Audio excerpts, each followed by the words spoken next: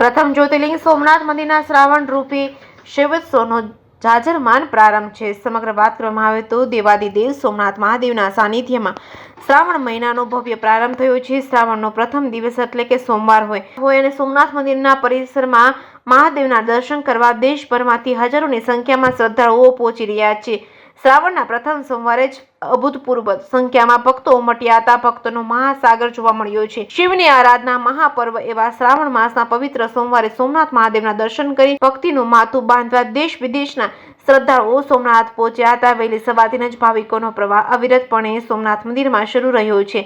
સવારે 4 વાગ્યાથી 10 વાગ્યા સુધીમાં 20,000 જેટલા ભાવિકોએ સોમનાથ દાદાના દર્શન કર્યા હતા। પાલકી યાત્રા સોમનાથ તીર્થની પ્રણાલી અનુસાર સવારે સોમનાથ મહાદેવની પ્રતિકૃતિ સ્વરૂપે મંદિર પરિસરમાં પાલકી યાત્રા કાઢવામાં આવી હતી, જેમાં હજારો સંખ્યામાં ભક્તો જોડાયા હતા। જે ગુજરાતી સાથે મહેશ વાજા, સોમનાથ।